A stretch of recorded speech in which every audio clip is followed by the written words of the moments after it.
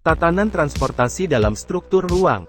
Tatanan transportasi yang terorganisasi secara kesisteman, terdiri dari transportasi jalan, transportasi kereta api, transportasi sungai dan danau, transportasi penyeberangan, transportasi laut, transportasi udara, dan transportasi pipa, yang masing-masing terdiri dari sarana dan prasarana, yang saling berinteraksi dengan dukungan perangkat lunak dan perangkat pikir membentuk suatu sistem pelayanan jasa transportasi yang efektif dan efisien. Struktur ruang. Struktur ruang wilayah nasional antara lain meliputi sistem pusat permukiman nasional dan jaringan transportasi nasional. Sistem pusat permukiman nasional adalah tatanan pusat-pusat pelayanan ekonomi, pusat-pusat pelayanan pemerintahan dan atau pusat-pusat pelayanan jasa, yang terorganisasi secara kesisteman, terdiri dari pusat kegiatan nasional, PKN, pusat kegiatan wilayah, PKW, dan pusat kegiatan lokal, PKL, untuk melayani kawasan permukiman, kawasan perkotaan dan wilayah sekitarnya. Sistem pusat pemukiman nasional merupakan salah satu faktor utama yang dipertimbangkan dalam pengembangan Sistranas. Sistranas saling berinteraksi dengan pengembangan wilayah termasuk pertumbuhan ekonomi, sosial budaya, politik, dan pertahanan keamanan nasional.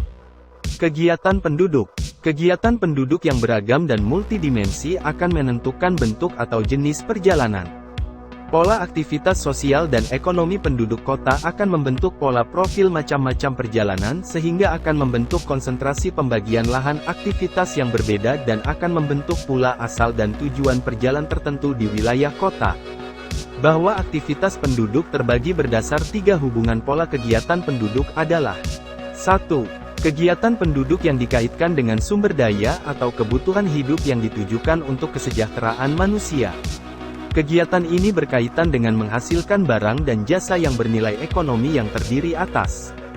Kegiatan produksi adalah usaha atau kegiatan manusia untuk menciptakan atau mempertinggi nilai guna ekonomi suatu barang atau jasa agar lebih berguna bagi pemenuhan kebutuhan manusia. Dalam bidang ekonomi, produksi mempunyai arti yang luas. Kegiatan distribusi adalah kegiatan menyalurkan barang dari produsen ke konsumen, dan kegiatan konsumsi yaitu kegiatan memakai, menggunakan, menghabiskan barang jasa secara langsung. 2. Kegiatan penduduk yang dikaitkan dengan sosial, seperti hubungan berkeluarga atau bermasyarakat, pendidikan, kesehatan, agama, pemerintahan, rekreasi, dan lainnya.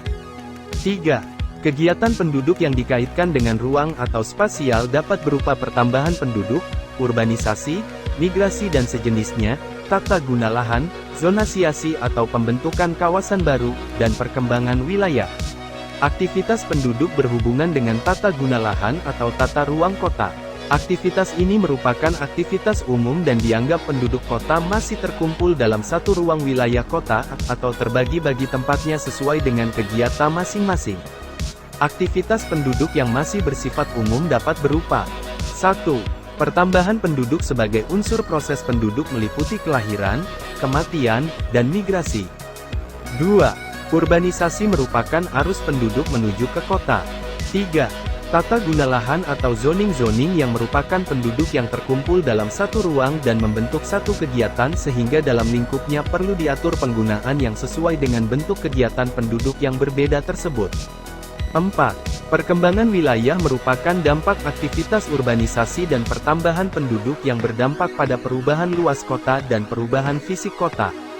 Interaksi antar wilayah tercermin pada keadaan fasilitas transportasi serta aliran orang, barang, maupun jasa. Pada dasarnya, sistem transportasi dikembangkan untuk menghubungkan dua lokasi guna lahan yang mungkin berbeda.